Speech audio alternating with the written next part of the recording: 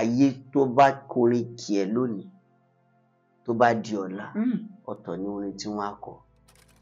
Mo ṣèpàdé láàárọ̀ kò ṣe ohun tì tó bá di ọ̀sán múre wá tó di alẹ́ yọmí lóko kinní kan tá a wá ń ṣe ìpàdé yẹn lọ bẹ́ẹ̀ sáyé àwọn yẹn gan ò ní bàjẹ́ báwo láyé wọn ò ṣe ní bàjẹ́ ẹlòmíì ní ọdún ìbáyìí ó lè ti lọ ṣọ́ọ̀ṣì tó 13. mo rí èèyàn tó ti sọ bẹ́ẹ̀ rí. kò dẹ̀ sí nǹkan tó fi lọ. ó ní wọ́n á fún ní nǹkan. ìjọ ó ti wò pé first timer owó jẹun. àgbẹ̀ first timer báyìí wọ́n ti pè tó ti nàró. ó ti nàró ó ti mọ̀ pé tó lọ́ọ́ bá parí ìsìn òun á jẹun owó jẹun tó bá ti di Sunday tó ń bọ̀ ibòmí láti lọ ṣe first timer irú ayé wo wá nìyẹn ṣé irú ayé yẹn ò ti di ayé ìsọ̀. gbangban tó máa sọ pé tuntun ti dé o tuntun ti dé Isnad Homes and Properties ọ̀kan nínú àwọn estate wa tuntun tá a fi lọ́lẹ̀ tá n launch là ń pè ní Oakwood Estate tèmi ti ń tòótọ́ ó wà níbi tó lọ́jọ́ iwájú gan-an ni ẹ láǹfààní láti ralẹ̀ síbẹ̀ a ṣẹ̀ṣẹ̀ ń ṣàgbéta ẹ̀ ni a pè ní Oakwood Estate £950,000 péré lẹ́ẹ̀fì rà á láàrin àsìkò yìí títí di 15th October 2024 ẹ rí i pé àǹfààní dé báyìí kẹ́ ẹ tètè dìímú àwọn ibo ló wà nítòsí àti agbègbè náà lákọ̀ọ́kọ́ ó wà ní tòsí Foursquare Camp kò mọ síbẹ̀ nìkan ó súnmọ́ Macpherson University ó wà ní òpópónà Èkó sílùú Ìbàdàn Lagos Ìbàdàn Expressway ojú 3 minutes drive lọ ìrọ̀rùn ló bá dé tètè rà á lásìkò yìí torí tó bá fi di October 15 ó tún máa sún sókè kẹ́ ẹ̀ tó gbọ́ C of O rẹ̀ ó wà in view ìyẹn fi hàn wípé tí a bá tètè rà báyìí ìgbà tí gbogbo ẹ̀ bá tún gbẹnu sókè ẹ̀yin ti ní ń bẹ̀ nìyẹn tèmi tí ń tòótọ́ ẹ ralẹ̀ sí Isnad Estate lónìí torí ọ̀la. kì í tún ṣèròyìn mọ́ nípa àwọn ìgbésẹ̀ tí ọmọkùnrin tí a mọ̀ sí Very Dark Man VDM tó ń gbé bẹ́ẹ̀ bá gbàgbé onírúurú àwọn èèyàn ló ti gbé síta gbangba tó sì jẹ́ pé àwọn èèyàn ń tọ́ka sí Very Dark Man pé ó ń borí gbogbo wọn ni kò mọ́ síbẹ̀ nìkan ṣé ẹ gbàgbé ti wòlíì kan tó ní kọ́kọ́rọ́ ń rọ̀ látojú ọ̀run tó ń ta omi ta ọṣẹ fáwọn èèyàn tí Very Dark Man tó mú ọ̀rọ̀ ẹ̀ hànà èyí gan ló fi jẹ́ pé Very Dark Man níbi tí ọ̀rọ̀ dé dúró ọ̀rọ̀ Bobrisky ó wà ńlẹ̀ ọ̀rọ̀ pé kó wá farahàn níwájú ilé aṣojúṣòfin ó wà ńlẹ̀ ṣùgbọ́n ohun táwọn èèyàn mọ̀ sí ni wípé ó ń jàfẹ́tọ̀ọ́ àwọn èèyàn ó sì ń bẹnu àtẹ́lu ní tó kù díẹ̀ káàtó ṣé lóòótọ́ bẹ́ẹ̀ lọ̀rọ̀ rí. mo ní àlejò mi pẹ̀lú mi wòlíì Tèmítọ́pẹ́ Solomon Kashimawo mo kí ẹ káàbọ̀ ẹ kú dédé àsìkò yìí. Yes sir ló wá pẹ̀lú kí gbogbo àwọn èèyàn tó wà káàkiri àgbáyé àánú Ọlọ́run kò ní fi wọ́n sílẹ̀. Àmín. Ààbò Ọlọ́run yóò dájú lórí ẹnì kọ̀ọ̀kan. Àmín. Ètò Ọlọ́run yóò wá sí ìmúṣẹ ní kíákíá. Àmín. Ní orúkọ Jésù Kristi Olúwa wa. Àmín. So ẹ jẹ́ ká mú ọ̀rọ̀ yìí láti bí ọ̀rọ̀ ẹ̀sìn dé nípa ìjọsìn. Very Dark Man nígbà tó ṣe ti ọ̀rọ̀ pásítọ̀ ọjọ́ kìnínní àná wẹ́rẹ́wẹ́rẹ́wẹ́rẹ́ ọ̀rọ̀ míì ṣẹlẹ̀ láìpẹ́ yìí lọ sínú ọ̀rọ̀ Bobrisky. Àwọn ìgbésẹ̀ tó ti wá ń gbé àtàwọn tó ti ń ṣe àwọn èèyàn wá ní ìránṣẹ́ Ọlọ́run lélẹ́yìí o wọ́n rán wá ní o láti wá gbèjà mẹ̀kúnnù láti wá lajú àwọn èèyàn sí tó kù díẹ̀ káàtó kan lè bọ́ lọ́wọ́ ọ̀múnisìn. Àwọn kan ní ọ̀rọ̀ rí bẹ́ẹ̀ o ẹ̀yìn ẹwẹ́ tó lu mú tó dirun tó lu tí tó lu gbogbo ẹ̀ wọ́n ní ṣerú ẹni bẹ́ẹ̀ gan-an ló yẹ ká sọ pé Ọlọ́run ń lò fáwọn èèyàn ṣáà lè sọ pé ara àwọn ìránṣẹ́ Ọlọ́run ní Very Dark Man. Béèrè tí ẹ béèrè yẹn ọ̀rọ̀ Very Dark Man Bíbélì fi yé wa ní ìwé Kọ́ríńtíà Paul wípé a fi òkun a fi dààmú ọlọ́gbọ́n ṣe rí ní ti alákọ̀ọ́kọ́ tí ó kọ́kọ́ gbé lórí tọ́ṣẹ́ tákìní ó ṣeé ṣe kó jẹ́ pé àwọn òṣùwọ̀n kan lórí ẹni yẹn ti kún tí Ọlọ́run mọ̀ọ́mọ̀ fi àyè gbà wípé mo fẹ́ káwọn èèyàn mi gba ìtúsílẹ̀, ṣùgbọ́n kò sọ wípé ìránṣẹ́ Ọlọ́run ni very dark man. Ṣé ìránṣẹ́ èṣù wá ni? Kò sọ wípé ẹni sùúrù sá, kò sọ pé ìránṣẹ́ Ọlọ́run ni, kò sọ wípé Ọlọ́run rán níṣẹ́. Kókó tó wà ń bẹ̀ ni wípé Ọlọ́run á máa fi òpin dààmú àwọn ọlọ́gbọ́n láti fi yọ ọlọ́gbọ́n lẹ́nu nígbà míì. Torí Ọlọ́run wa yìí, Ọlọ́run tó ní agbára ni, àdìtú sì ni Ọlọ́run, àdìtú ni. Now, ẹni ṣe ìránṣẹ́ èṣù wa ni, kò ń ṣe ìránṣẹ́ èṣù. Kí ló jẹ́ kẹ́ sọ bẹ́ẹ̀? Bẹ́ẹ̀ dẹ̀ ni kò ń ṣe ìránṣẹ́ Ọlọ́run. Bẹ́ẹ̀. Ṣé pé wọ́n ní ìránṣẹ́ kan lè sìn fún baba méjì? Ohun tí ó wà ń bẹ̀ tí ó wà lórí ọ̀rọ̀ dark man ó jẹ́ ẹni tó ń lo ọgbọ́n orí ẹ̀. Bẹ́ẹ̀ ni tí èèyàn bá dẹ̀ ó jẹ́ ẹni tó ń lo zone ideology, àwọn kan tó study pé ṣé kìíní ìyẹ kó rí báyìí, ṣé kìíní ìyẹ kó rí báyìí. Nínú ẹ̀ ṣẹ̀dẹ̀ mọ̀ pé àwọn kan ti wà tẹ́ wípé àwọn kan mú wọn nígbèkùn. There are some certain things nísìn tẹ́ wípé gẹ́gẹ́ bí ẹ ṣe wà yìí tẹ́ ẹ lè sọ láì ṣe pé bóyá ẹ jẹ́ ìránṣẹ́ Ọlọ́run, gẹ́gẹ́ bí làákàyè tí Ọlọ́run fi jogún fún yín, gẹ́gẹ́ bí àwọn ìrírí tí ẹ ti rí nínú ayé, gẹ́gẹ́ bí àwọn kan tẹ́ ẹ wò tẹ́ ẹ kìíní yìí kò yẹ kó rí bẹ́ẹ̀, tẹ́ ẹ bá gbé jáde tó tú àwọn kan sílẹ̀, kò sọ wípé ẹ ti di ìránṣẹ́ Ọlọ́run, kò sọ wípé ikọ̀ àti ìríjú Ọlọ́run ni yín. So ohun tí ó wà lórí ọ̀rọ̀ dark man nìyẹn, very dark man nìyẹn. So kò ń ṣe pé ó jẹ́ ìránṣẹ́ Ọlọ́run, ṣùgbọ́n a fi ẹni tí ò lè rò rárá ń gbà mí, Ọlọ́run máa mọ̀ọ́mọ̀ fi àyè gbà láti fi dààmú ẹni tó rò wípé òun ti jẹ́ nǹkan, pé àbí tó ti rò wípé kò sí ipá kan tó lè mú, kò sí agbára kan tó lè mú.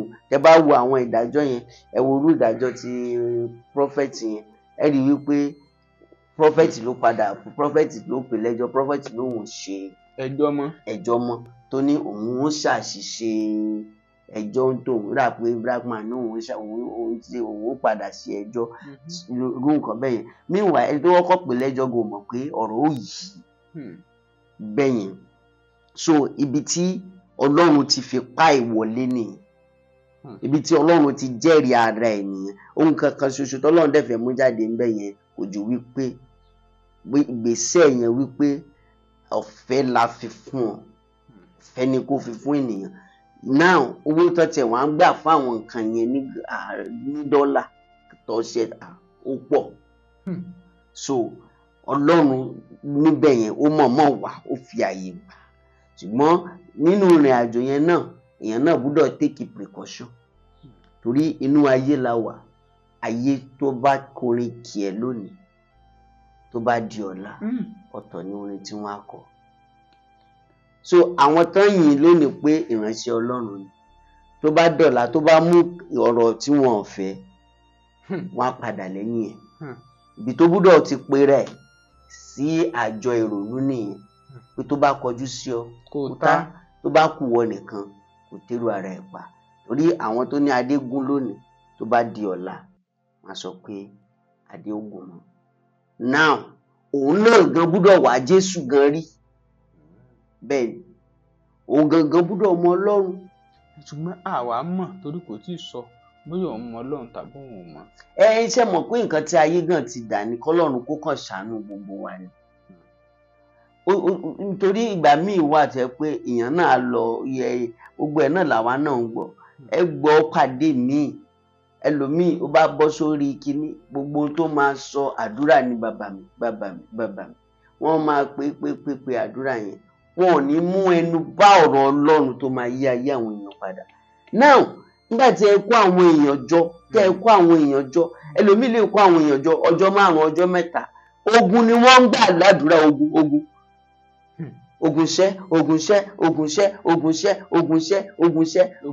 wọ́n á pe gbogbo ẹ̀ nígbà tó bá pe gbogbo ẹ̀ nígbà tó bá tún parí ẹ̀ tó yẹ kán tún jẹ́ kán lọ wọ́n á tún dá ìmí sílẹ̀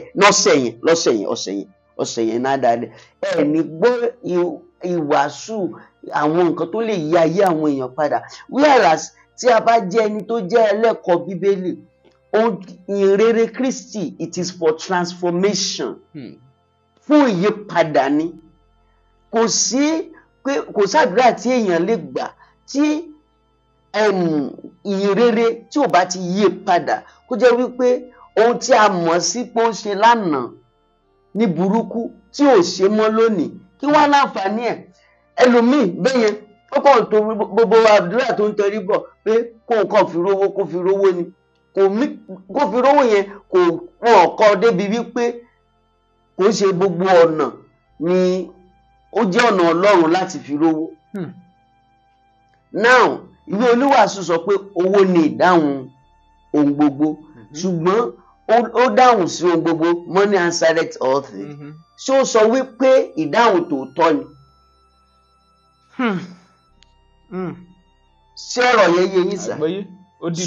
Ṣé ó sọ wípé ìdáhùn lóòótọ́ bọ̀ ṣé ìdáhùn tòótọ́ ni? Ẹ lè béèrè lọ́wọ́ mi kí n dá yín lò bọ̀ kò mí pé mo dáhùn ní tòótọ́ kò mí pé mo gba ìdáhùn yẹn. So àwọn nǹkan wọ̀nyí nígbà tí ẹ bá gbàdúrà fún àwọn èèyàn ẹ kọ́ wọn ní ọ̀rọ̀ Ọlọ́run ẹ jẹ́ kí ayé wọn kó gba ìyípadà ẹ jẹ́ kí ayé wọn kó gba àtúnṣe.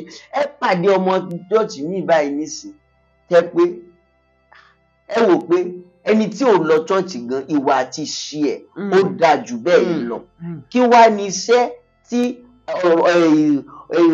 37 hours kìíní kan hours tó ti lọ kí ni iṣẹ́ tó ṣe láyé ẹ̀. Mo dẹ̀ fẹ́ kí àwọn èèyàn mọ nǹkan kan àdúrà 300 days kò lè yọ ẹ́ nínú ìṣẹ́ àtòṣì kò lè yọ anybody nínú ìṣẹ́ àtòṣì. Bíbélì fìdí ẹ̀ múlẹ̀ wípé òun yóò bùkún iṣẹ́ ọwọ́ wa. Ṣe jẹ́ ìránṣẹ́ Ọlọ́run yìí everything ni à ń fojú sí because àwọn ẹlòmíì tọ́lọ̀ kó yẹ ká you have to be a blessing to them. Now nígbà tá a bá kó àwọn èèyàn jọ tá a bá ṣe pàdé mo ṣe pàdé láàárọ̀ kò ṣe ohun tì tó bá di ọ̀sán múre wá tó di alẹ́ yọmí lóko kinní kan tá a wá ń ṣe ìpàdé yẹn lọ bẹ́ẹ̀ sáyé àwọn yẹn gan ò ní bàjẹ́ báwo láyé wọn ò ṣe ní bàjẹ́ torí bó ṣe rí nìyẹn báwo ni iṣẹ́ ò ṣe ní bá wọn múlẹ̀ torí number 1 àwọn ẹni yìí ẹkàn ní kán máa gbàdúrà ni ẹ jẹ́ kí iye wọn gan kó ṣí ọ̀nà sí ìbùkún ni ọgbọ́n Ọlọ́run ohun tí Ọlọ́run máa tọ́ ẹ pé ṣe bí nǹkan kan lẹ́yìn ṣe yìí ohun Ọlọ́run fi ṣe kí ni bùkún fún yín nǹkan kan lè mí ṣe nǹkan kan ni àwọn streams kan lè yan build pé kí ó máa wọlé ń bì kó máa wọlé ń bì bọ́ àwọn pípù yìí wọ́n ti rò wípé táwọn bá ti kú sí church yẹn táwọn bá dúró 21 days yẹn ní ìbùkún fi máa dé wọ́n bá ń tẹ̀ wọ́n ń tẹ̀ ni kò sángẹ́lì kan tó máa gbé owó wá fún ẹ. pé kò sí bó ṣe jẹ́ àwọn tó ń rà láti nǹkan. ẹ wo àwọn nǹkan kan wà tó ti jẹ́ wípé ká tiẹ̀ gbà wípé àwọn rí alert èwo ló rí 1 billion alert nínú wọn èwo ló rí owó tó ń tọ̀ṣẹ̀ tó kó máa rí alert 2000 kó máa fò sókè owó tó lè fi jẹun tán títí ò tó ẹ jẹun. mo rẹ́nìkan tó ní òun rán fóònù sókè níjọ́ yẹn wọ́n gbàdúrà ó ní òun gba 100k. 100k yẹn gan ṣé gbogbo àwa máa ká sọ wípé kò tiẹ̀ sábàámọ̀dá ń bẹ̀ ká zoom pé kò sí àbámọ̀dá ń bẹ̀ ó nà sókè ó gba 100k so gbogbo ìgbà wàá di pé kó lọ máa ná fóònù sókè 100k kó máa wọlé gbogbo àwọn nǹkan kan wà tá a fi ń tanra wa jẹ ṣé ìyẹn ló máa tẹ̀bàtì. pé kò lọ títí. kò lọ títí náà ṣé ìyẹn ló máa tẹ̀bàtì ẹlòmíì mo rí alóhùn gba 5k ti wọlé 5k ṣó tó òun gan. àwọn kan tiẹ̀ máa ń sọ pé ṣé gbogbo àwọn tó wà ń bẹ̀ lórí. kò lè jẹ́ gbogbo wọn náà. àwọn kan tún wá sọ wípé irú owó bẹ́ẹ̀ ipò lè jẹ́ pé bọ́ sásìkò bí ẹnìkan ti fẹ́ fún wọn lówó nọ́mà tẹ́lẹ̀. Actually náà ìyanu Ọlọ́run àwọn èèyàn gan ló kàn fẹ́ fà tó yẹ pé àwọn èèyàn fẹ́ gba agbára Ọlọ́run gbọ́ mọ́. Ṣé rí ìyanu Ọlọ́run kò ń ṣe ohun tí a lè forí rò. Yes. Ó kọjá ìròrí èèyàn. Ó kọjá ìròrí èèyàn. Ìyanu ìṣẹ̀lẹ̀. Kò sí ìyanu ìṣẹ̀lẹ̀ gidi. Ṣùgbọ́n pọ́ìntì tó wà ń bẹ̀ ni wípé tá a bá ti bá ọ̀rọ̀ iṣẹ́ ìránṣẹ́ yìí dé kòríta wípé àwọn èèyàn ká mú wọn lẹ́rú sínú chọ́ọ̀chì pé mo fẹ́ for example nsìn mi lè expect pé mo fẹ́ ṣèpàdé láàárọ̀ Monday kí n rí àwọn kan church náà.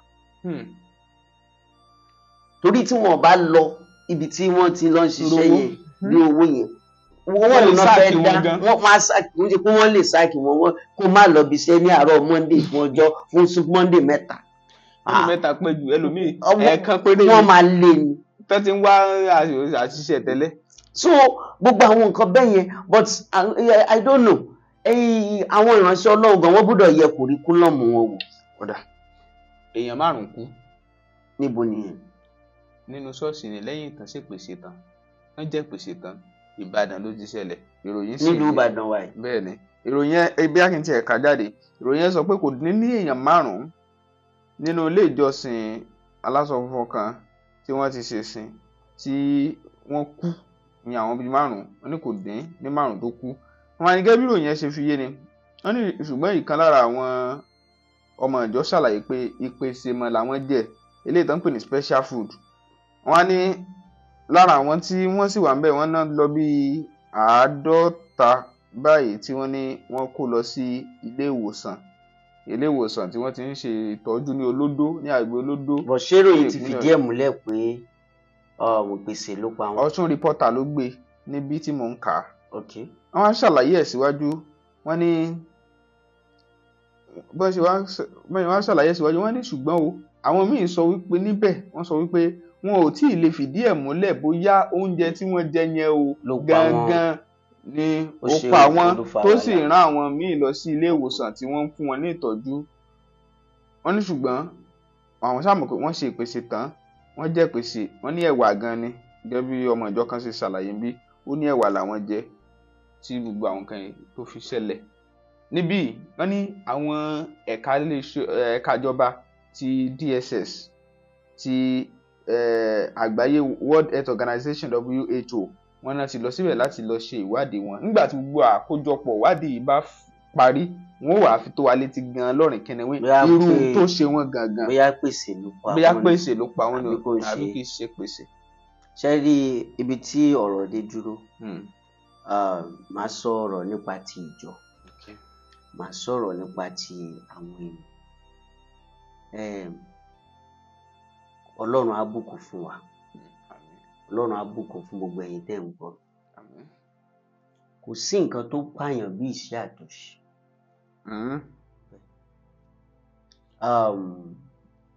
iṣẹ́ máa ń kóni lẹ́rù ni amúyàn ní ẹrú amúyàn sí ọ̀pọ̀lọpọ̀ tó wà ní òde lónìí ní ìsọ̀ bẹ́ẹ̀ ìsọ̀ ló kún gbòòrò ìsọ̀ ó kún ìgboro ayé báyìí ní Nàìjíríà ó kún ìgboro ayé gan ẹ máa wò pé kí ni mò ń sọ pé ìsọ̀ ẹ wo sítórì ìsọ̀ àti Jacob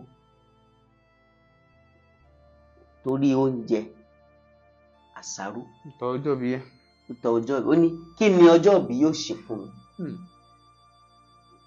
ó gba àsáró kí ni ọjọ́ bí yóò ṣe kí ni yóò ṣe fún mi ó jẹun gbà tó wá nílò ọjọ́ ìbí yẹn ní ọjọ́ ìbí wa sọ pé ó ti gbàgbé ni ó ti tà mí fún àsáró kò wá rí ìlò mọ́ nínú ìrìn àjò yẹn ni bàbá wọn ti wá sọ fún wípé tó bá bọ́ àjàgà ìlọ́rùn ààrẹ ó di alágbára. Ó túmọ̀ sí wípé òun ó tà pẹ̀lú ẹ̀fẹ̀ torí oúnjẹ, ṣùgbọ́n gbà tó fẹ́ gbà agbára káká ni. Agbára káká. Now ibi tí mo ń lọ ni ṣé rí ẹlòmíì ká tó lọ nú ìbéèrè yẹn sọ̀sán, ṣé rí ẹlòmíì náà kò sí nǹkan kan tó wá lọ church Àtijọ́ àti mọ̀. oúnjẹ ni o. Àwa ìránṣẹ́ Ọlọ́run náà adẹ̀búdọ̀ kí sára níbi iṣẹ́ ìrànlọ́wọ́ tí à ń sọ wípé à ń ṣe fáwọn èèyàn. Torí kí wọ́n má ti àti bẹ̀ múyàn, káyé má lọ́wọ́ sí ọ̀rọ̀ nǹkan téèyàn ṣe, kí mo gbàdúrà ipá yìí ò ní ká wà. Ṣùgbọ́n náà ẹlòmíì ò ní Kristi sìn, bí mo ṣe wà ń sìn, mo bá rí 10 million naira tí mo kéde ní gbogbo Abẹ́òkúta, gbogbo ẹ̀yin opó ẹ máa bọ̀. Wọn ò ní rò wípé ráìsì agolo kan ló máa kan àwọn. Ìpàdé máa kún ni, sí àdúrà náà wá gbà. Wọ́n wá gba ìrẹsì tí wọ́n. Ṣé ìgbàlà ni wọ́n wá wá? Wọ́n wá gbóúnjẹ. Jésù dẹ̀ fi yé wa nu Bíbélì. Ìgbà tí wọ́n dé, Jésù ní oúnjẹ àná àkàrà àná lẹ́yìn wá wá o, kò ń ṣe ọ̀rọ̀ ìyè lẹ wá wá. Jésù sọ bẹ́ẹ̀. Nígbà tí wọ́n dé, ó ní torí pé mo fún yín ní àkàrà jẹ lánàá lẹ ṣe wá nínú ìwé Mátéù. Kò ń ṣe torí wípé ọ̀rọ̀ ìyè tẹ́ ẹ fẹ́ gbọ́ lẹ ṣe wá. Ṣẹ́ni tí gẹ́gẹ́ bí ìjọ tó bá ti jẹ́ wípé ara woman strategy la fẹ́ fi grow ìjọ, kò sígbà táyé ò ní lọ́wọ́ sí. Kò sí. Torí wípé ìsí àtòsí wà níta. Tá a bá ń ṣiṣẹ́ ìrànlọ́wọ́ tá a ran àwọn èèyàn lọ́wọ́, ìjọ ìsìjọ, what is church is ibi tí a ti ń fi ọ̀rọ̀ Ọlọ́run bọ́ àwọn ènìyàn. So tí a bá ti mú, tá a bá ti mọ definition tí ìjọ jẹ́, what is church? Tó jẹ́ wípé aṣọ ìjọ di ibi tí a ti ń fi àkàrà bọ́ àwọn ènìyàn. Church is not a charity. Ṣùgbọ́n Jésù nínú Bíbélì ó pín búrẹ́dì àti. Ó pín fún àkókò yẹn ni, kò ń ṣe ohun tá a gbọ́dọ̀ gbé lórí. Torí Jésù ó rí pé ibi tí ń pa wọ́n, gbọ́n sì ti gbọ́ wàásù. Ó ní wọ́n ti gbọ́ wa, ó ní kán má bàa lọ pé àwọn èèyàn àníjà ń lọ lófo, ó ṣiṣẹ́ ìyanu yẹn fún un. Ìgbà tó padà wá ọjọ́ kejì, ó sọ fún, ó ní bẹ́ẹ̀ ṣe pọ̀ yìí, kò ń ṣe torí ọ̀rọ̀ ìyè lẹ fi wá, torí oúnjẹ ni. Ohun tí mo sọ ni, mi sọ pé ìjọ wa ń ṣèrànlọ́wọ́, ó láwọn tá a ràn lọ́wọ́ ní ìṣesìn ọjọ́ mẹ́ta wa tá a ṣe. Kò ń ṣe wípé à ń sọ pé bọ́ a gbọ́dọ̀ jẹ́ kó yé àwọn èèyàn pé ju oúnjẹ lọ, ọ̀rọ̀ ìyè ni àkọ́kọ́. Now tí yẹn bá ti yé àwọn èèyàn, èyí tó kù yẹn bónọ́ọ̀sì ni, ó lè wáyé ó dẹ̀ lè má wáyé. Now lórí question tí ẹ bèrè sí, wọn ì tí confirm ẹ bóyá kìíní. Ìpèsè ló pa wọ́n tàbí ìpèsè. A lot of factors could be responsible. Mẹ́wàá-dín lọ. Tó bá jẹ́ wípé tó bá confirm pé ìpèsè ni, ó lè jẹ́ pé ìjọ yẹn gan ò fẹ́ lò wọ́n, kó jẹ́ pé omi, irú omi wo náà fi sí. So a lot of factors could be responsible. Kó jẹ́ pé kò ń ṣe pé wọ́n dìdí fẹ́ lo àwọn ẹni yẹn. Síbẹ̀síbẹ̀ náà àwọn tó ń lò yàn wà. Ẹ get point mi báyìí. Àwọn tó ń lo èèyàn tán ṣe kí ni? Wọ́n wà. Wọ́n á fún wọn ní nǹkan, wọ́n á fi gba tọwọ́ wọn. Ìgbà tó yẹ pé ìsọ̀ ni wọ́n. Wọ́n á fi oúnjẹ bọ́ wọn, wọ́n á fi gba àǹfààní ara wọn. Ibi táwọn èèyàn dẹ̀ fẹ́ láti lọ nìyẹn. Ẹlòmíì, ẹ jẹ́ mọ̀ pé Sunday service tẹ́lòmíì lọ lánàá torí àmàlà ni. Àyè bisikíìtì àti kóòkì làwọn ẹ pín. Tó fẹ́ pín. Ẹlòmíì ní ọdún ìbáyìí ó lè ti lọ chọ́ọ̀chì tó 13. mo rí déèyàn tó ti sọ bẹ́ẹ̀ rí. Kò dẹ̀ sí nǹkan tó fi lọ. Ó ní wọ́n á fún ní nǹkan. Ìjọ ó ti wò pé first time owó jẹun. Láti bí first time bẹ́ẹ̀ wọ́n ti pè tó ti nàró. Ó ti nàró. Ó ti mọ̀ pé tó bá parí ìsìn òun á jẹun. Owó jẹun. Tó bá ti di Sunday tó ń bọ̀ ibòmíì láti lọ ṣe first time. Irú ayé wo wá nìyẹn? Ṣé irú ayé yìí ò ti di ayé ìsọ̀? Sáà ní sọ pé ebi tó wà lórí ilẹ̀ náà ló fà. Ẹ wo ebi wà lórí ilẹ̀ but at the same time àwọn kan wà tó yẹ pé alátẹnujẹ ni wọ́n. Ẹlòmíì wà tó yẹ wípé àwọn ọmọ ẹ̀ àwọn èèyàn ẹ̀ sẹ́ǹdì owó sí ṣùgbọ́n ó jẹ́ alátẹnujẹ. Torí kò kàn ní ìtẹ́lọ́rùn ni. Mo ti rẹ́ni tí ó sọ pé òun ní ọ̀gá kan. Ó ní ọ̀gá yẹn wọ́n tó bá ti di weekend. Ó ní wọ́n ti pé ibi agbègbè kan wà pọ̀ lè ṣe kán má ṣe ìnáwó bẹ́ẹ̀ ní ọ̀sẹ̀ òpin ọ̀sẹ̀. A lọ bẹ̀. Pé a ti wọṣọ àwọn náà á fa èèyàn bíi méjì dání pé ẹ tẹ̀lé òun. Àwọ̀sọ tó dáa gan débi pé tó bá ti wá wọlé àwa jókòó. Aṣọ tẹ báyìí lọ́rùn ẹ̀gán ẹ̀ tí ẹ̀ ní sọ pé kò mọ onínàwó rí. Bẹ́ẹ̀ ni bẹ́ẹ̀ yẹn mọ̀ kó lówó lọ́wọ́. Wọ́n ní wọ́n á ṣàfù oúnjẹ fún un inú yóò dùn yóò jẹ́ tó ń ta àwọn tó ń jọ wá. Ẹ wá sọ fún mi irú ẹni yẹn. Ṣé ẹ mọ̀ pé bóyá oúnjẹ weekend yẹn ó ní kankan tó lọ́n fi ń cover fún nínú ìgbésí ayé ẹ̀. Bóyá owó ni ò sí. Bàbá bẹbẹ yẹ kẹ ẹ má pa mí lẹ́nu. Ó ní nǹkan tí Ọlọ́run fi ń cover fún láì ṣe pé kò lówó lọ́wọ́ Ọlọ́run. Ṣe rí ẹ̀mí tó fẹ́ ba ayé ẹ̀ jẹ́ tó fẹ́ fi ògùn ẹ̀ ṣòfò tó fẹ́ ran Ọlọ́run alákejì lójijì ló bà lè yẹn. Ṣé rí ohun tó ń ṣẹlẹ̀ sáwọn èèyàn yẹn àìní ìtẹ́lọ́rùn yìí òun ni. So kò ń ṣe gbogbo wọn tí a kàn lè pé tán sáré káàkiri kò ń ṣe pé ìmí inú wọn ò rí nǹkan tó lè jẹ. But there are some people that can never be satisfied. Ìtọ́wò ni olóúnjẹ lónàwó ṣàwù wọn. Ó wù wọ́n. Wọ́n ní jù bẹ́ẹ̀ lọ lé ẹ̀mí ojú kòkòrò. Ẹ̀mí ni o téèyàn gbọ́dọ̀ lè jáde odidi ẹ̀mí èṣù abatẹnijẹ́. Ẹlòmíì bẹ́ẹ̀ yẹn tó bá ti gbọ́ lórí rédíò a máa pé oúnjẹ ọ̀fẹ́ wà kìnìkan ohun torí ẹ̀ ló fi lọ prógrámù yẹn. Kódà owó tó fi rìnrìn àjò jẹ kò ní ìrò owó tó jẹun ní bùkátà. So ẹ rí wípé ṣàwárí irú àwọn kàtígórì yẹn tí wọ́n bá lọ rú pàdé yẹn àdúrà ò lè ṣẹ́gun wọn. Ọ̀rọ̀ Ọlọ́run ni. Ìdí nìyẹn tí mo sọ wípé gẹ́gẹ́ bí ìjọ a gbọ́dọ̀ padà sínú ọ̀rọ̀ Ọlọ́run. Ká pe ìpàdé 3 hours ká dẹ̀ fi gbogbo ẹ̀ gbàdúrà délẹ̀. Láì sí ọ̀rọ̀ Ọlọ́run fún àwọn èèyàn wọ̀nyí kó gbogbo yàmàyàmà tí èṣù ti kó sí ọpọlọ àwọn èèyàn kí a fi ọ̀rọ̀ Ọlọ́run sọ kalẹ̀. Torí ẹni tó ní ojú kòkòrò yẹn ó ní láti gbọ́rọ̀ lọ. Ojú kòkòrò kéèyàn ṣàkàwé fún Bíbélì báyìí pẹ̀lú agbára ẹ̀mí mímọ́. Òun náà wá ríran rí rẹ̀ pé ayé tó ń gbé kò ṣe ayé tó correct. Ṣùgbọ́n nírú ìpàdé yẹn yóò máa káwọ́ sókè tó jẹ́ pé bí tó ti ń káwọ́ sókè ó kàn ń gbàdúrà ni. Ìgbà tí oníwà aládùúró ó dákẹ́ tí wòlíì ó dákẹ́ pé gbogbo àwọn tó wáyé ẹ jókòó ẹ bá wa fún wọn ní mọ́ínmọ́ín. Ohun tó bá wá nìyẹn. So abúdọ̀ kíyèsára. So gẹ́gẹ́ bí irú ọ̀rọ̀ àwọn ilé ìtẹ̀múwánsì tán bá ṣèwádìí gbogbo ẹ̀ jùlọ gẹ́gẹ́ bí ìjọ ká kíyèsára.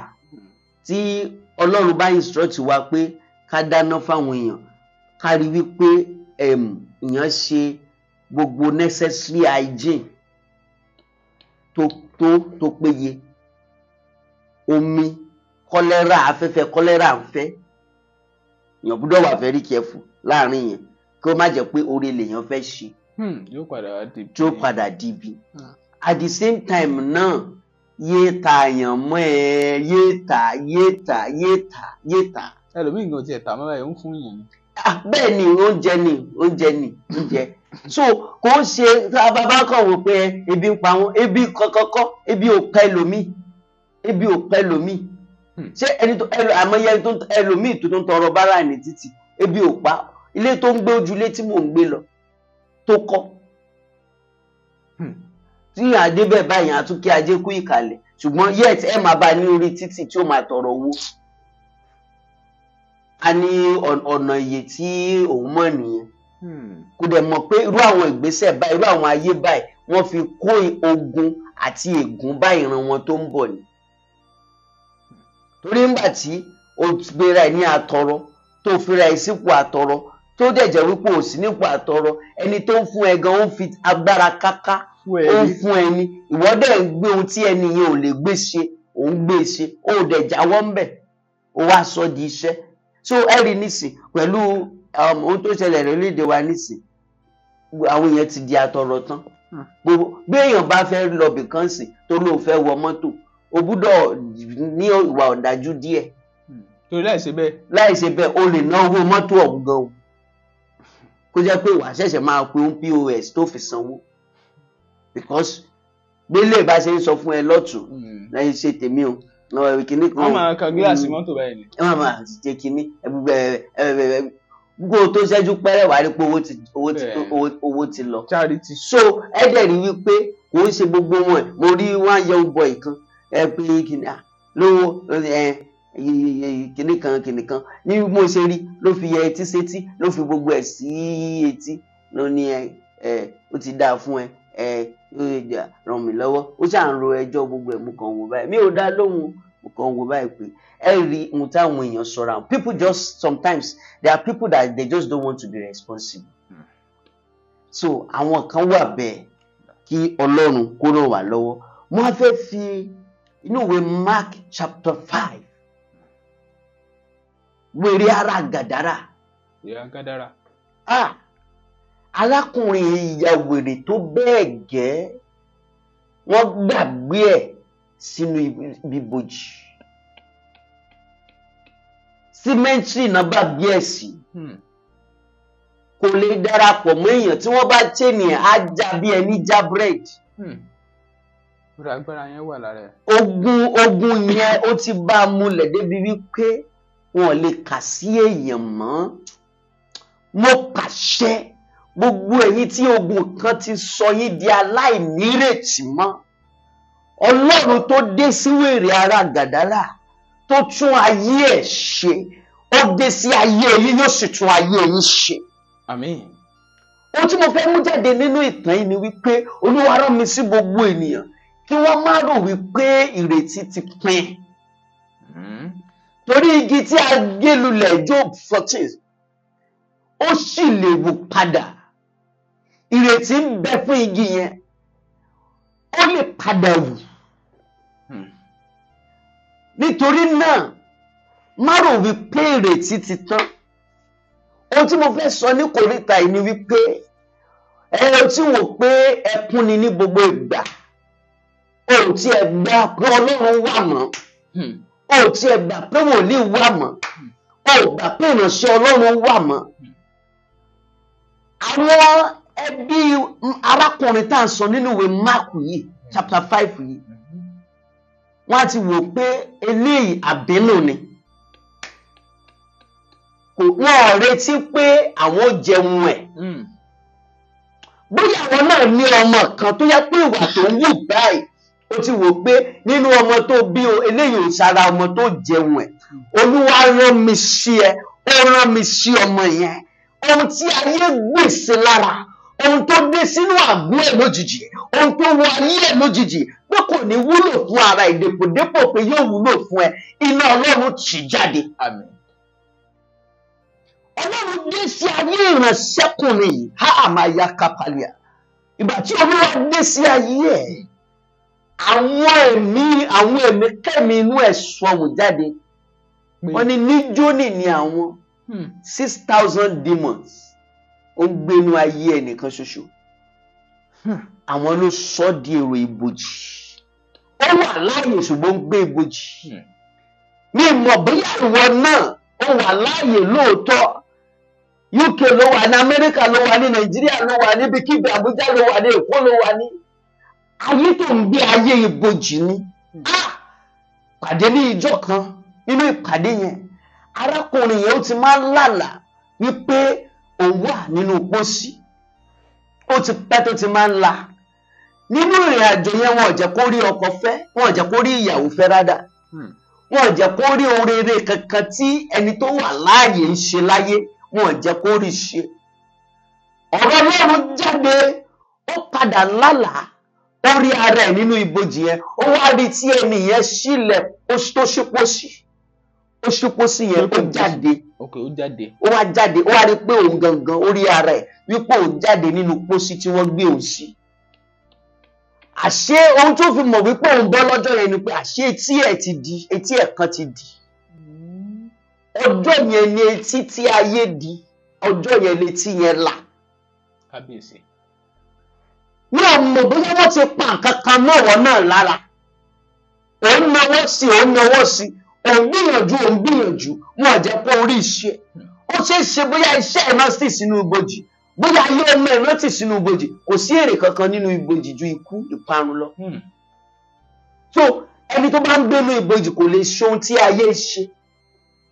ẹni tó ń gbé inú ibojì kò possible kò kọ́lé, kò lè dáwọ́ lóhun rere. ẹni tó ti wà ní, tó ti darapọ̀ mọ́ àwọn ẹni ilẹ̀, lórúkọ Jésù àjíǹde àti ìyè ó bá ayé ẹ̀ pàdé, ó wọnú iṣẹ́ rẹ̀, ó wọnú ayé ọmọ rẹ̀, lórúkọ Jésù. ẹ jọ̀ọ́ gbogbo ènìyàn má rò pé ìrètí ti tán. Your hope shall not be cut off. Your hope shall not be cut short. Má rò wípé ìrètí ti tán. Níwọ̀n ìgbà tí ẹ̀mí ẹ̀ ṣì wà di àkókò yìí, má sọ pé bí tó gbàdúrà dé yìí ó ti sú ẹ. má sọ pé iye wòlíì tí mo ti pè é tí ò sí ọ̀nà àbáyọ yìí, kòríta yìí Ọlọ́run ò sí mọ́. Ọlọ́run wà. Ọlọ́run wà. Lákòókò yìí Olúwa yóò dá ẹ lò. Àmín. Bíbélì wípé ó ní bí ẹkún bá pẹ́ di alẹ́ kan, ó ní ayọ̀ ń bọ̀ lówùrọ̀.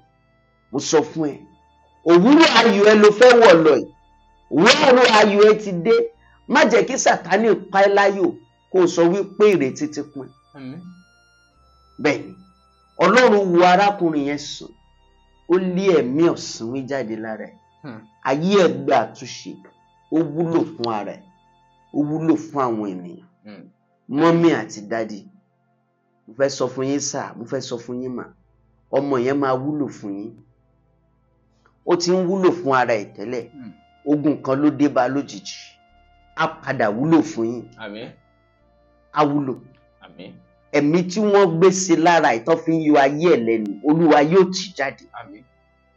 bóyá o ní ẹnìkan tí nǹkan kan dé sí lára lójijì tí wọ́n jẹ́ kó wúlò fún ara ẹ̀ mọ́, tó yẹ pé ìwọ àbí ìwọ gangan ni ayé ẹ ti dàbí ayé ẹni tó ń gbé ní ibojì, tó yẹ pé ohun tí ẹgbẹ́ ń ṣe ò lè ṣe mọ́. ohun tó nílò, má sọ pé a ò gbàdúrà mọ́, wàá gbàdúrà náà ni, wàá ka ọ̀rọ̀ Ọlọ́run náà ni. lọ ka Psalm 144, ka Psalm 144, Psalm 114 lọ ka Isaiah 60. kò ní ìbápàdé pẹ̀lú Ọlọ́run wípé Olúwa, mi ò fẹ́ gbé ayé ibojì mọ́. gbà mí, ohun tí wọ́n gbé wọnú àgọ́ yìí lójijì, tán gbé wọnú ayé mi tí mi ò fi wúlò fún ara mi, dèpòdépò pé màá wúlò fáwọn tó yí mi ká, finá ti jáde. tó bá dẹ̀ jẹ́ pé bóyá ẹnìkan ló ń ṣe tó mọ̀, ó lè gbàdúrà yìí náà fún un. Bíbélì fi yé wa pé ká jẹ́ olùrànlọ́wọ́ ọmọlàkejì wa, kí ọwọ́ wa má ṣe dẹ́kun láti ṣe rere, nítorí pé ohun tí a bá ṣe náà láòkà. bẹ́ẹ̀ ni, èyí ni ọ̀rọ̀ tí Ọlọ́run rán mi ní àkókò yìí. Ọlọ́run yóò tú ẹ sílẹ̀, yóò tú ọmọ ẹ sílẹ̀, yóò tú ọkọ ẹ sílẹ̀. gbọ́ di ọ̀rọ̀ yìí mú ṣinṣin, ìrètí sì wà nígbọ̀n ìgbà tó wà láàyè. àjíǹde àti ìyè yóò sì dé, yóò rọ̀ ẹ́ lọ́wọ́. ohun tó dòkú yẹn yóò sọ di àyè padà. ẹ jẹ́ sáré mú ẹnìkan, òpó 9 ni wọ́n ń pè nínú ìwé Luke chapter 7. ọkọ ti lọ, ó túmọ̀ sí wípé ọmọ kan ṣoṣo tó bí, ó ní ìrètí ẹ̀, ọmọ bá kú. àwọn ènìyàn tó yẹ ká, àwọn kò rí ìta tó yẹ pé èèyàn ò lè ràn yàn lọ́wọ́. ká ní wọ́n lè ràn lọ́wọ́ ni wọ́n bá jí ṣùgbọ́n wọ́n lè ràn lọ́wọ́ wọ́n bá ń sun ẹkún ni gbogbo wọn jọ ń sun ẹkún gbà tó fẹ́ lọ gbé ọmọ sí i torí ohun tó dé bá ojú kò ń ṣe ohun tí wọ́n lè ràn lọ́wọ́ wọn ní ipá àti agbára láti ràn lọ́wọ́ mi ò mọ̀ bóyá wọn náà wà ní kòríta kan tí ènìyàn ò ní ipá àti agbára láti ràn ẹ́ lọ́wọ́ Jésù ọmọ Dáfídì ọ̀kan lánàá ọ̀kan lónìí ọ̀kan títí ayé ó rán mi sí ẹ yóò ràn ẹ́ lọ́wọ́ àmín àánú sì ṣe Jésù Kristi òkú ọmọ yẹn jí padà ó túmọ̀ sí wípé a dá ìrètí padà fún ìránṣẹ́bìnrin yìí a sì fún ní ọjọ́ ọ̀la Ọlọ́run alágbára yóò dá ìrètí padà fún ẹ àmín yóò sì fún ẹ ní ọjọ́ ọ̀la tó dára torí náà kàn pé Ọlọ́run pé Olúwa dá sí ní kòríta tí mo dé Olúwa yóò dẹ̀ dá sí àlàáfíà ni fún ọ. àmín tó ẹ ṣé ẹ pè nọ́mbà yín síta kẹ́ ẹ dárúkọ yín gan lẹ́kùnrẹ́rẹ́ fáwọn tó ń wò yín. 08116038917 08116038917. ẹ ṣeun tó ẹ dárúkọ yín. orúkọ mi náà ni Pastor Prophet Tèmítọ́pẹ́ Solomon Christ Resurrection Church ní Ìbàdàn ìlú àkóbùkù fún yín. Fẹ́ sáré sọ̀rọ̀ ọ̀mọ̀ràn yìí sà. Àti sọ̀rọ̀ báyìí ogun iṣẹ́ kìíní kankan kò sí ọ̀nà mi ò ju Jésù Kristi lọ. kò sọ́nà míì. ó ní ọ̀nà kan wà tó dára ní ojú ẹ̀mọ́ ènìyàn ní ṣùgbọ́n ọ̀nà náà ìparun bóyá ìwọ náà rìn ní ọ̀nà kan tó dára ní ojú tiẹ̀ tí kò kìí ṣe ọ̀nà Ọlọ́run ó dára lójú ẹ lóòótọ́ ṣùgbọ́n ìparun ni ó ní tóóró ní ọ̀nà náà ǹjẹ́ o mọ ìdí tó náà fi jẹ́ tóóró ìdí ni wípé Jésù nìkan ni òtítọ́ àti ìyè kò sí bòmíì kò sí pàṣẹ bòmíì tó fi lè gbà ní ìyè àìnípẹ̀kun ní ayọ̀ ní àlàáfíà ayérayé ní ìsọ ayọ̀ ayé yìí o yẹn lè lówó kó ní ayọ̀ ayé yìí o kí ní ẹ̀dùn ṣùgbọ́n kó pàdánù ilé ayérayé ohun tí mo fẹ́ sọ ni wípé nínú làkàkà wa ní ayé especially ní Nàìjíríà kéèyàn jẹ́ ìyá Nàìjíríà kó tún pàdánù ayérayé ìyà méjì ló jẹ́. ìyà méjì sì yẹ kó jókòó gbẹ. yàtọ̀ sípò tẹ̀tù wá sí ní Nàìjíríà kò sí iye nǹkan tá a fẹ́ fi wé ìyà ayérayé kò sí kò ń ṣe ìyà tó yẹ pé ó ní duration pé ọdún kan péré ni títí ayérayé. tó bá ti lo ọdún méjì ó ti tán ara ó tù wá kò ń ṣe irú ẹ o torí náà má sọ ẹ̀mí rẹ nù ìrèké ni fún ènìyàn tó jèrè gbogbo ayé tó sọ ẹ̀mí ẹ̀ ẹjọ́ sáà ẹjọ́ máa ẹ̀gbọ́n àti àbúrò ẹ jẹ́ ká wá Kristi ní òun ṣì ní òtítọ́ àti gbà láyè lọ́kàn àyà rẹ̀ fi ayé rẹ̀ fún ìdẹ̀ sọ fún òun pé yóò tún ayé rẹ̀ ṣe yóò tún ayé rẹ̀ mọ́ kò jẹ́ pé lójijì náà ni pé miracle yẹn máa wá dé o bóyá olówó lọ́wọ́ tẹ́lẹ̀ pé wọ́n ti ní kí n fàyè mi fún Kristi bẹ̀rẹ̀ sí rárá ibi tí a ti ń ṣì ní ọkàn ẹ gangan lolúwa nílò kí Kristi máa gbénu ọkàn rẹ̀ kí ìwọ náà kó o máa ní ayọ̀ yẹn wípé tí ikú bá dé lónìí màá bá Ọlọ́run jọba màá rí ẹlẹ́dàá mi fàyè fún Kristi ọlọ́kọ rẹ̀ lọ. tọ ẹ ṣeun fún àmọ̀ràn àti gbogbo àwọn àlàyé tẹ́ ti ṣe látàárọ̀ níbi tí a wá dé ìgbìmọ̀ láti máa dánu dúró ẹ lọ sí comment section ẹ já mi ìròyìn ẹ tẹ subscribe ẹ like ẹ tẹ notification bell ẹ dẹ̀ share fáwọn ẹlòmíín kò mọ síbẹ̀ nìkan Prophet Tèmítọ́pẹ́ Solomon Kashimawo ni wọ́n wà pẹ̀lú mi bí dédé àsìkò yìí ẹ sì ti gbọ́ àwọn àlàyé tí wọ́n ṣe gan-an kí lè rò tiyín pẹ̀lú ẹ já pàdé comment section ká mọ̀ kò mọ síbẹ̀ ẹ share fídíò yìí fáwọn ẹlòmíín ó ṣe pàtàkì ó ṣe kókó Olúwatóbilọ́ba Fásùgbà ló kọ mi Bẹ́mbẹ́yẹ́kẹ́ lẹ ń pè mí lónìí ẹ ti wò ó lóní Bẹ́mbẹ́yẹ́kẹ́ ẹ máa share fáwọn ẹlòmíín lóní Bẹ́mbẹ́yẹ́kẹ́. ẹ̀yin olólùfẹ́ ti Bíọ́lá Adékúnlé orúkọ mi ò yí padà Abíọ́lá Adékúnlé lórúkọ tèmi tí mo jẹ́ òṣèré onítíátà. Mo fẹ́ gbé yín débì kan, mo dẹ̀ fẹ́ kẹ́ ẹ gbà bẹ́ẹ̀. Ǹjẹ́ ti gbọ́ nípa Àlàní Nightingale ní YouTube? Wọ́n ń kọ orin tó máa kọ́ ni lọ́gbọ́n tí èèyàn dẹ̀ máa sọ̀dí kẹ̀kẹ́ sí. Tẹ́ ẹ bá ti gbọ́, ẹ sáré lọ sí YouTube nsìn, kẹ́ ẹ tẹ Àlàní Nightingale. Tẹ́ ẹ bá ti tẹ̀ tán, kẹ́ ẹ wá subscribe, kẹ́ ẹ wá gbọ́ ogun àwọn orin tí wọ́n ń kọ. Tẹ́ bá dẹ̀ ṣe ń gbọ́ orin yẹn náà, ẹ máa kọ́mẹ̀ǹtì sí, nítorí pé mi ò kí ń gbórin mi o. Àlàní Nightingale bá ti sọnù sí mi níbàdí, kò jọ́, mi ò kí ń gbọ́ wọn. Ẹ wá mọ nǹkan tẹ́ ẹ tún máa ṣe, tẹ́ bá tún wá kúrò ń bẹ̀, ẹ lọ sí Instagram. Ẹ lọ bá mi follow Àlàní Nightingale lórí Instagram. Tẹ́ bá ti wá ṣe gbogbo yẹn, ẹ máa jẹ́ k'Àlàní máa sọ̀lù sí yín níbàdí, kẹ́dẹ̀ máa comment. Ẹ ṣé gan ẹ̀yin tèmi, and make sure you share. Ẹ share link wọn náà, kò ní bàjẹ́ fún mi níwá yín. Àlàní Nightingale ló lè ṣe kó pọ̀ kẹ́. Bàbá máa ń yọwọ́ lọ́rọ̀ mi.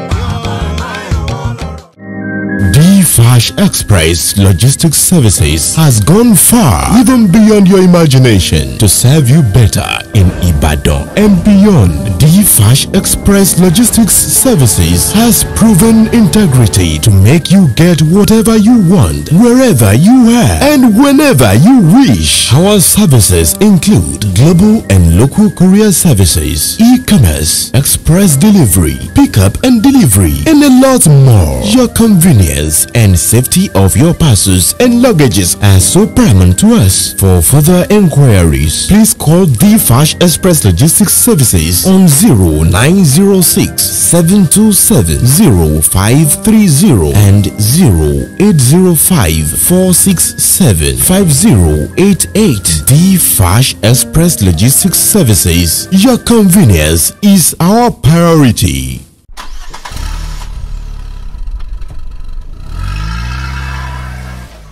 Orúkọ mi ni Lékan Ọláwuyì tí gbogbo èèyàn mọ̀ sí Wákìlì. Òpàjẹ́ òní báyìí tí ò ní bàjẹ́ o. Tí ẹ bá fẹ́ mọ̀ nípa àṣà ìṣe, ẹ lọ subscribe sí Bembeyeke TV ìyẹn lórí YouTube. Àbí kẹ́ lọ sí TikTok, kẹ́ lọ follow Bembeyeke Comedy. Ẹ wò, ẹ̀yin mi láwo ń gbé bá subscribe síbẹ̀. Ẹ káre, hehehehe.